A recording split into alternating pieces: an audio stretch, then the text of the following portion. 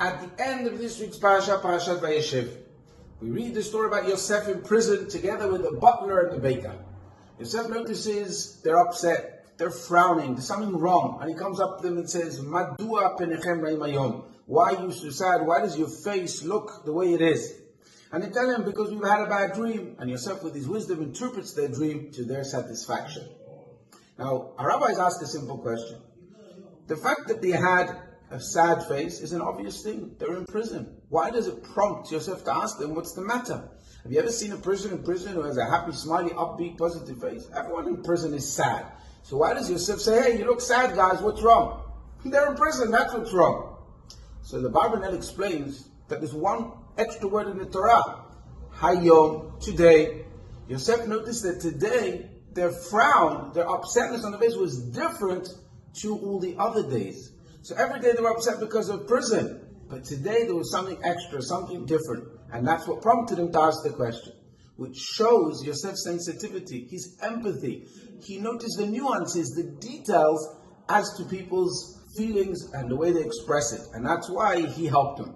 Which is a beautiful lesson which teaches us about empathy. But that's not the only story here. Actually, there's something much deeper in this narrative.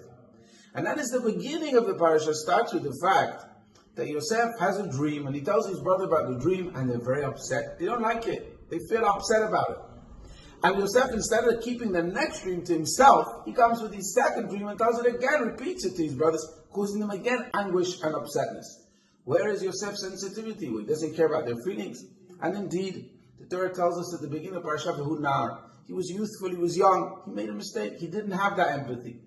But fast forward to the end of the parasha, he now has the most amazing amount of empathy.